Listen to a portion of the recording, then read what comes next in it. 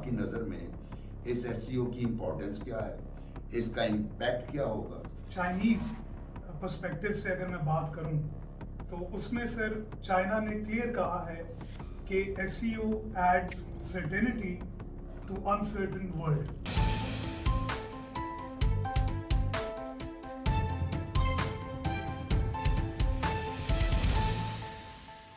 السلام علیکم دوستو, پروگرام دا پبلک پلس کے ساتھ میں ہوں مبشر بخاری. آج پروگرام کا ایجنڈا آپ کو بتانے سے پہلے میں چاہوں گا کہ میں تعارف کراؤں جو میرے ساتھ صاحب بیٹھے ہیں ان کے بارے میں کچھ الفاظ کہوں. بڑی مشکل سے یہ ہمارے ہتھے چڑھے ہیں. ہمارے ساتھ موجود ہیں مسٹر نادے علی, اور نادے علی کا اگر میں تھوڑا سا تعارف بریف سے آپ کو کرا دوں تو نادے Ali Middle East Institute Washington DC کے فیلو ہیں, اور یہ مڈل ایسٹ انسٹیٹیوٹ جو ہے یہ بنیادی طور پہ ایک ایڈوائزری رول پلے کرتا ہے امریکن گورنمنٹ کو, اور اس کے ساتھ ساتھ نادے علی صاحب کو انجینئر ڈکلیئر کیا جاتا ہے منیر ڈاکٹرائن کا. انہوں نے اسی انسٹیٹیوٹ کے لیے ایک پیپر لکھا جس میں انہوں نے منیر ڈاکٹرائن یعنی فیلڈ مارشل عاصم منیر صاحب کے حوالے سے انہوں نے جو ڈاکٹرائن پیش کی وہ بڑی مشہور ہوئی, اور اس میں لوگوں نے ان کو سمجھنا شروع کر دیا کہ غالباً یہ فیلڈ مارشل صاحب کے ساتھ پولو کھیلتے ہیں, لیکن حقیقت میں اس وقت تک یہ ان سے ملے بھی نہیں تھے, تو وہ بڑا اپریشیٹ کیا گیا. ہمارے آج کے پروگرام کا ایجنڈا بنیادی طور پہ اگر دیکھا جائے تو بہت سے سوالات جنم لے رہے ہیں عوام کے ذہنوں میں. آپ نے ملاحظہ کیا کہ ابھی کنکلوڈ ہوئی ہے 25th سمٹ SCO کی یعنی شنگھائی کوآپریشن آرگنائزیشن کا 25واں سربراہی اجلاس کنکلوڈ ہوا ہے چین میں, اور اس اجلاس کے حوالے سے جو آپٹکس آ رہے ہیں سامنے اور جو سٹیٹمنٹس آئے, جو ڈیکلیریشن آئے, اس کے نتیجے میں دنیا بھر میں ایک ریپل امپیکٹ جو ہے وہ نظر آ رہا ہے.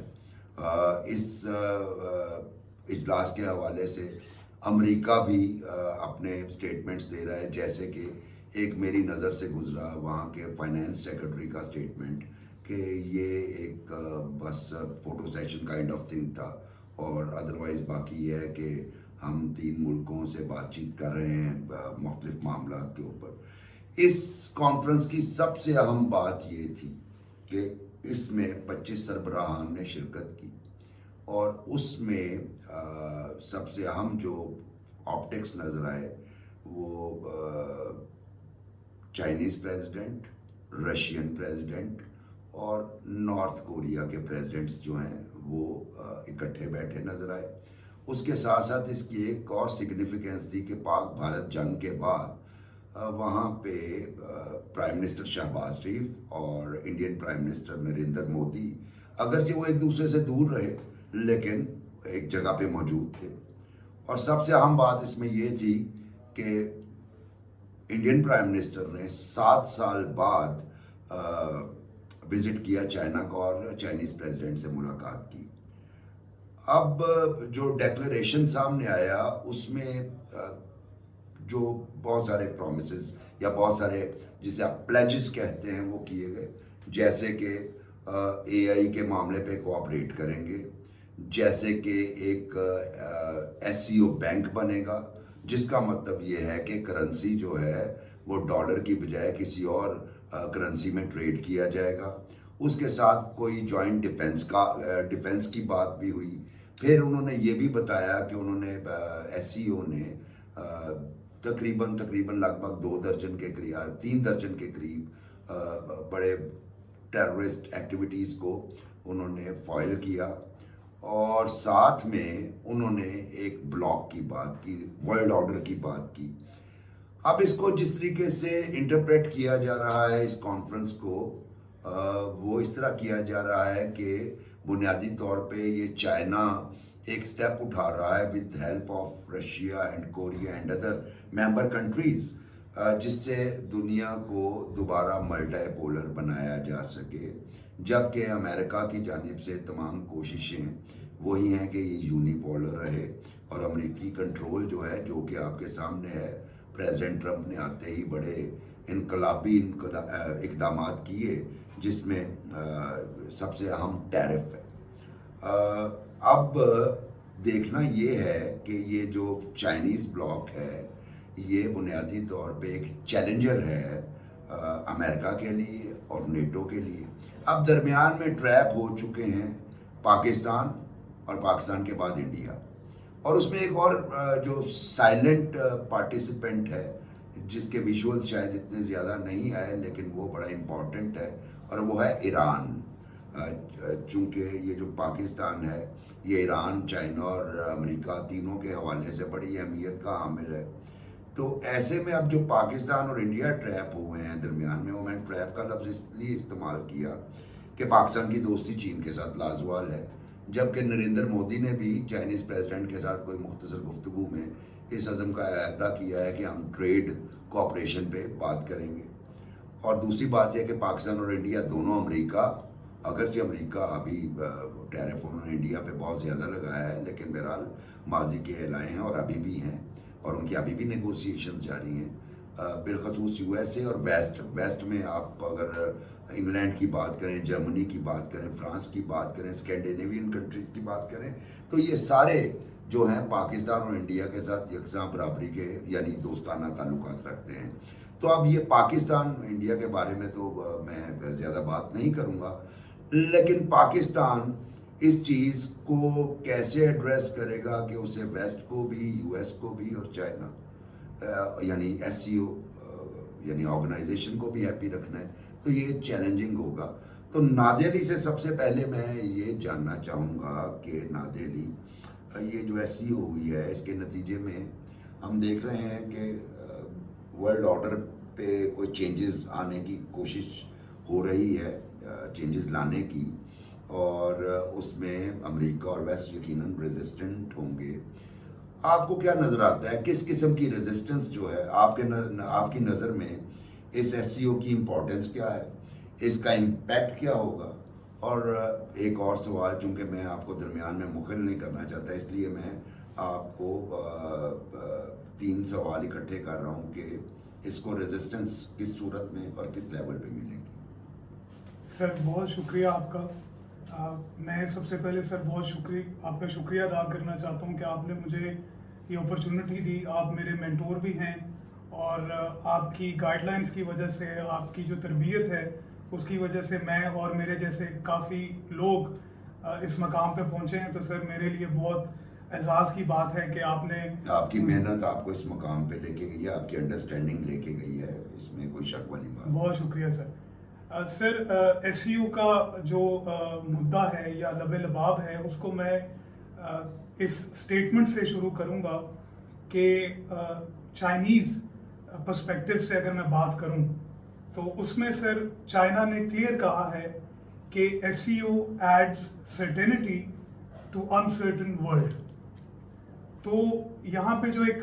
سرٹینٹی کا جو انجیکشن لگایا ہے ایس سی او سمٹ کے ساتھ، اور اس کے ساتھ سر جو ان کا بنیادی ایک آبجیکٹو تھا وہ تھا کہ ہم نے ملٹی پولر ورلڈ آرڈر کو پروموٹ کرنا ہے۔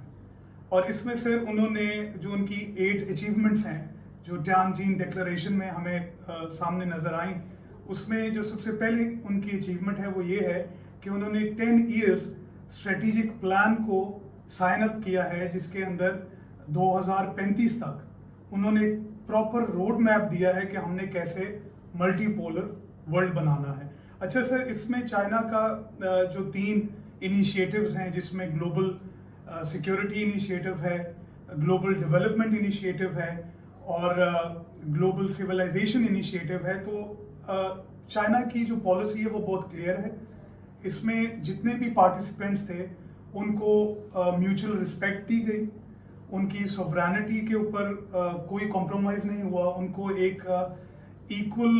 لیول پہ ان کو اسپیس دیا گیا کہ وہ اپنے کنسرنس کو ایڈریس کریں اور اپنے جو سوورن انٹرسٹ ہیں ان کو ایک کامن ایجنڈا کے تھرو پرسیو کریں۔ تو چائنا لیڈ جو بلاک ہے ایس سی او کے تھرو، اس میں ہمیں نظر آتا ہے کہ ایک ون ون اپروچ جو چائنا ایک ڈیلیور کرنا چاہ رہا ہے، اس کے مقابلے میں جہاں پہ ہم یونیلیٹرل ورلڈ آرڈر دیکھتے ہیں وہاں پہ ہمیں ज़्यादा ट्रांजैक्शनल रिलेशन और गिव एंड टेक ज़्यादा नज़र आता है कि डिक्टेशन का भी हमें एक एलिमेंट नज़र आता है कि अगर आपने ये नहीं किया तो हम आपके साथ ये कर देंगे, यानी उसमें कॉन्सिक्वेंसेस बहुत ज़्यादा होते हैं। लेकिन चाइना का मैंने देखा है कि चाइना के पास एक स्ट्रेटेजिक विजन है, एक स्ट्रेटेजिक पेशेंस है, और जितने भी पार्टिसिपेंट्स वहाँ मौजूद थे, ना सिर्फ उनको अपनी स्ट्रेटेजिक वैल्यू का एहसास हुआ, उन्होंने अपनी स्ट्रेटेजिक वैल्यू को इवेल्युएट किया और अपनी स्ट्रेटेजिक वैल्यू को एनालाइज किया, बल्कि उनको जो दूसरे पार्टिसिपेंट्स थे उनकी भी स्ट्रेटेजिक वैल्यू का एहसास हुआ कि यहाँ पे जो हम आए हैं, हमें जो बुलाया गया है या जो एक रीजनल ब्लॉक बन रहा है, इसको हम एक ग्लोबल ऑर्डर में ट्रांसफॉर्म कर सकते हैं। तो सर ये जो हमें नज़र आ रहा है, ये अगर हम ऑप्टिक्स की बात करें तो ऑप्टिकली ये एक बहुत स्ट्रॉन्ग जेस्चर जा रहा है। अगर हम नैरेटिव के ऊपर बात करें, जो वॉर ऑफ नैरेटिव चल रहा है, तो उसमें भी चाइनीज़ प्रेसिडेंट की जो स्टेटमेंट्स हैं कि आपके सामने दो ऑप्शंस हैं, आप पीस चाहते हैं या कन्फ्रंटेशन चाहते हैं, आप विन विन सिचुएशन चाहते हैं या जीरो सम गेम चाहते हैं, या आपके ऊपर डिपेंड करता है। तो you can not bully us, you can not dictate अस। तो यहाँ से हमें समझ आती है कि चाइना ने बहुत अरसे बाद अपनी ज़ुबान खोली है ज़रा सही तरीके से, और काफ़ी ममालिक ने उसकी आवाज़ पे लब्बैक कहा है, और जहाँ तक वो ये मैसेज पहुँचाना चाहता था जिन पावर कॉरिडोर्स में, वहाँ पे ये आवाज़ पहुँची है। और हमें एक नैरेटिव के अगर हम डोमेन में देखें तो वहाँ भी हमें एक पावर स्ट्रक्चरल चेंज नज़र आ रहा है, एक ट्रांसफॉर्मेशन नज़र आ रहा है। जहाँ तक सर हम फैक्ट्स की बात करते हैं तो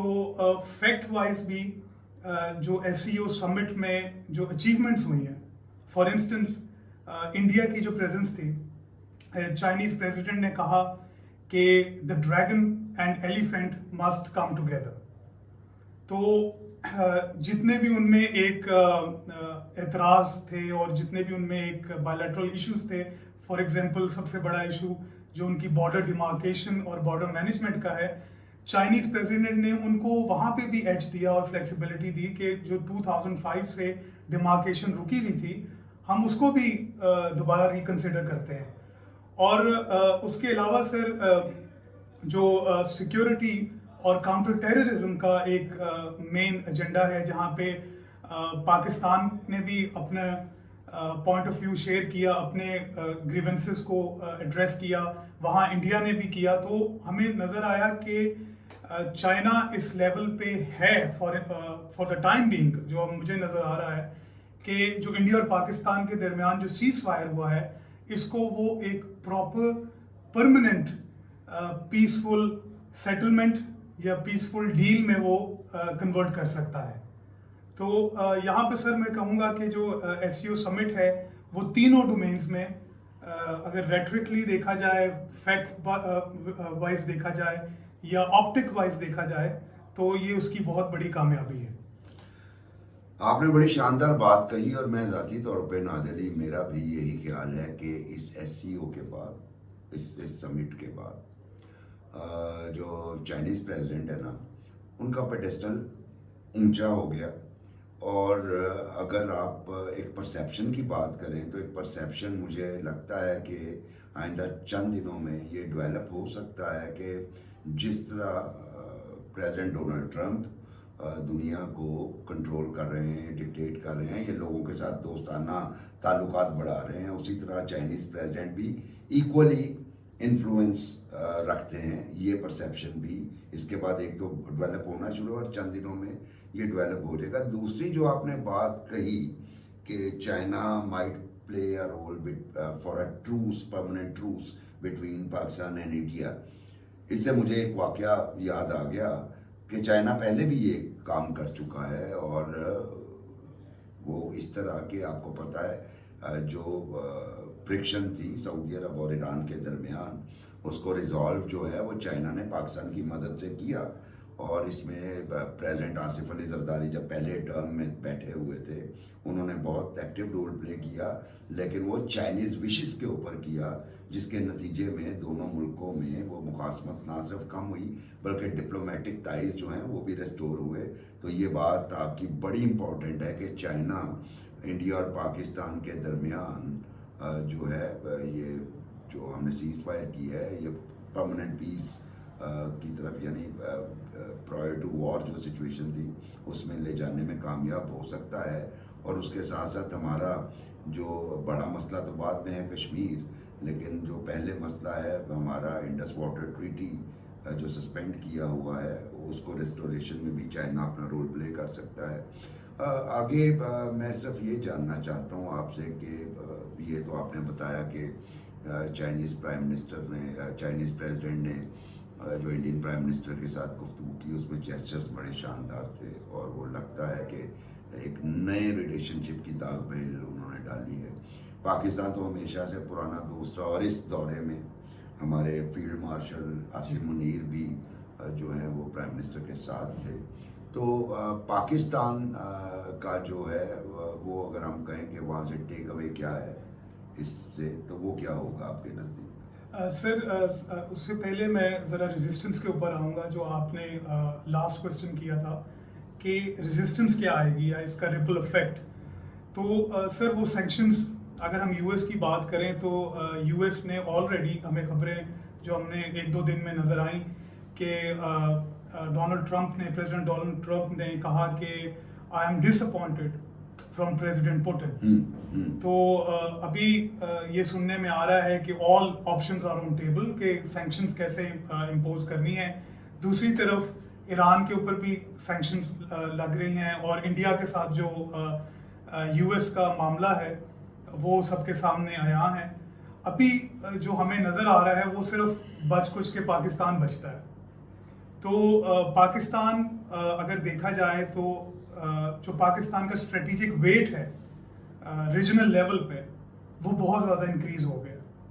اس کی وجہ یہ ہے کہ ڈونلڈ ٹرمپ کو یا ٹرمپ ایڈمنسٹریشن کو پاکستان سے بہت ساری ایکسپیکٹیشنز ہیں. اور میں آپ کو اگر وی کنیکٹ دا ڈاٹس جسے ہم کہتے ہیں، تو اس میں سر یہ جو منرل ڈیل ہوئی ہے اور اے آئی کے اوپر جو بات ہو رہی ہے، خطہ تو وہی ہے بلوچستان کا. اور اس میں اگر میں اپنے ٹاپک سے باہر نہیں جانا چاہوں گا، لیکن آپ بہتر جانتے ہیں کہ سی پیک کو کتنے چیلنجز دیکھنے پڑے ہیں بلوچستان میں. آئے دن وہاں پہ جو بی ایل اے اور جو دہشت گرد تنظیمیں اٹیک کرتی ہیں، اس کے برعکس جب یو ایس نے بی ایل اے کو as a terrorist organisation designate کیا، تو بی ایل اے کی طرف سے ایک پورا مراسلہ جاری ہوا یو ایس کے لیے کہ we are your natural, we could be your natural partners, کہ ہم یہاں کے لوگ ہیں تو آپ ہمارے ساتھ ڈیل کریں. اور آپ کو انہوں نے غلط بیانی کی ہے یا آپ کو غلط یہ آپٹکس دکھا رہے ہیں. تو سر میں یہ دیکھ رہا ہوں کہ پاکستان کے اوپر اب اسٹریٹجکلی طور پہ پریشر بھی بہت ہوگا. اور یو ایس آف کورس اگر دیکھا جائے تو نہ افغانستان اس کو انٹری دے رہا ہے، نہ چائنا وہاں پہ ہے جو اس کو اس کی پریزنس کو ایک طرح سے ایکسیپٹ کرے گا. ایران آپ کے سامنے ہے، اور انڈیا کے ساتھ جو اس کے ایشوز چل رہے ہیں. تو واحد ابھی پاکستان ہے جس نے یو ایس کو ایک آپشن دیا ہے کہ we are ready to collaborate with you, we are ready to work along with you. تو یہاں پہ اگر یو ایس جب اسٹیپ لیتا ہے اور یہاں پہ یو ایس انویسٹمنٹ آتی ہے اور یو ایس کمپنیز اور اسٹیک ہولڈرز یہاں پہ آتے ہیں، تو وہ ایک بہت بڑی گیم شروع ہو جائے گی میرے نزدیک کہ پھر ہم اس کو کیسے دیکھیں گے. تو ریزسٹنس کی سر جو بات ہوئی ہے وہ یہ ہے کہ سینکشنز، لیکن ہم نے یہ بھی دیکھا ہے کہ ان ملکوں کو جن پہ وہ سینکشنز لگاتا رہا ہے، for example Iran, in sanctions کے باوجود بھی وہ سروائیو کرتے رہے اور بہت اچھی طرح سروائیو کرتے رہے. یعنی ان سینکشنز کا کوئی اثر نہیں ہوا. الٹیمیٹلی سر کیا ہوا کہ ایک ڈیڈ لاک ہو جاتا تھا، ایک اسٹالمیٹ ہو جاتا تھا، اور مزید اس میں کوئی پروگریس نظر نہیں آتی تھی. تو ابھی بھی مجھے یہ لگتا ہے کہ اگر ریزسٹنس کی بات کریں اور ہمیں ویسٹ کی طرف سے یا یو ایس کی طرف سے کوئی سینکشنز بھی امپوز ہوں، تو ایز سچ مجھے اس کا کوئی بنیادی طور پہ کوئی اس کا امپیکٹ نظر نہیں آ رہا، کیونکہ یہ آلریڈی ایک آلٹرنیٹو جو سسٹم ہے وہاں سے آپ کو شیورٹی اور گارنٹی مل رہی ہے کہ اگر آپ پہ سینکشنز لگتی بھی ہیں تو ہم آپ کے ساتھ میں مسکرا اس لیے رہا ہوں نادر جی کہ اگر سینکشنز لگتی ہیں تو پاکستان آف کورس سروائیو کر جائے گا، وہ پاکستان کے لیے مسئلہ نہیں ہے، پاکستان کے دوستوں نے ہمیشہ سینکشن میں مدد کی، لیکن میں ہاتھ اس لیے رہا ہوں کہ پاکستان نے تو پریزیڈنٹ ڈونلڈ ٹرمپ کو نامینیٹ کیا ہے نوبل پرائز کے لیے، تو اس کے بعد بھی سینکشنز کے چانسز آپ سمجھتے ہیں کہ لگ سکتی ہے۔ اور دوسرا مجھے یہ بات بھی آپ کی ٹھیک ہے، مجھے ماضی کا پھر میں آپ کو ذرا تھوڑا سا پاسٹ میں، چونکہ ہمیں ہسٹری سے ہی لرن کرتے ہیں اس طرح کی سچویشن کب آتی ہے۔ یہ ایس سی او کی طرز کی ایک اور ہوئی تھی اسلامک سمٹ کانفرنس 1974، یہ لاہور میں جس مقام پہ ہم بیٹھے ہوئے ہیں یہاں پہ کنوین کی گئی تھی، ذوالفقار علی بھٹو صاحب نے وہ کنوین کی، سارے جو مسلم لیڈرز تھے، اور وہاں پہ آئیڈیا تھا نمبر 1 کہ آپ اسلامک بینک بنائیں اور تمام ویسٹرن بینک سے اپنے پیسے نکلوا لیں، اور دوسرا آف کورس وہ اسلامک بلاک اور وہ بام کی بات تھی، اور نتیجہ آپ دیکھ لیں کہ ذوالفقار علی بھٹو نہیں رہے، پاکستان نے اس کے بعد 11 سال مارشل لا برداشت کیا جس کو یو ایس پورا سپورٹ کرتا رہا، اور میں بات جو کرنے جا رہا ہوں وہ آپ سمجھ رہے ہوں گے کہ یو ایس کو جب ضرورت پڑتی ہے وہ کسی بھی فارم آف گورنمنٹ کو ادھر سپورٹ کر دیتا ہے، تو وہ ریزسٹنس اس فارم میں بھی تو آ سکتی ہے نا کہ لیڈرشپ کو ہی سائڈ پہ کر کے کچھ اور وہ یہاں پہ انسٹال کرنے کی کوشش کریں، جیسے کہ ماضی میں ہوا۔ اگر آپ دیکھیں تو پی ٹی آئی کے دور میں چائنا سے تعلقات خراب ہمارے ہوئے، اور باقاعدہ ان کی طرف سے ہمیں مراسلے آتے رہے، ڈپلومیٹک لیٹرز آتے رہے جس پہ وہ سلو بیس سی پیک کی، پھر اٹیکس، اور پھر آپ نے مطلب سیکیورٹی کور، سیکیورٹی بلینکٹ دیا ہوا تھا، اس کے باوجود اٹیکس ہو رہے تھے، تو وہ اس طرح کی بھی تو موو ہو سکتی ہے نا ریزسٹنس کی صورت میں۔ سر جو میرے نظریے کے مطابق اور جو میرا ایک ویو پوائنٹ ہے اس میں سر میں نے یہ دیکھا ہے کہ عالمی سطح پر جتنی بھی اسٹیٹس ہیں وہاں پہ ایک اسٹرانگ مین لیڈرشپ کا کانسیپٹ بہت نمایاں طور پر آ رہا ہے، اور پاکستان میں یہ جو انڈو پاک کنفلکٹ ہوا ہے اس سے پہلے یہ پراپرلی طور پر یہ ایک نہیں کہا جا سکتا تھا کہ پاکستان میں بھی ایک ایسی لیڈرشپ ہے جو کنسسٹنٹ ہے، جو کہ پرماننٹ ہے، اور جو جن میں کوہیرنس ہو، ایک ہیرارکیل کوہیرنس ہو، ڈیسیجن میکنگ میں کوہیرنس ہو۔ تو سر ہمیں یہ جو کنفلکٹ ہوا اس کے بعد فیلڈ مارشل عاصم منیر کی صورت میں ہمیں یہ ایک اسٹرانگ مین لیڈرشپ کا ایک جو کانسیپٹ تھا وہ ہمیں کلیئر ہوا، اور آپ یہ دیکھ سکتے ہیں کہ جتنے بھی پاکستان کے ڈپلومیٹک ڈیلیگیشنز جا رہے ہیں اس میں جو ان کی پریزنس ہے وہ as a security guarantor, as a stability guarantor کے طور پر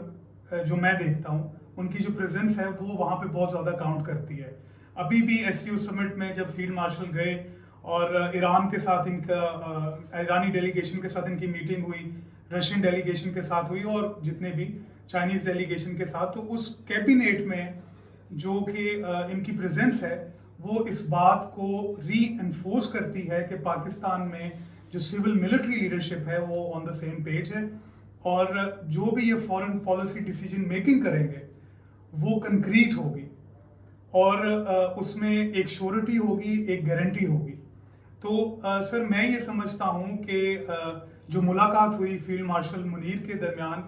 اور U S president Donald Trump کے درمیان، اگر آپ دیکھیں کہ U S president Donald Trump بھی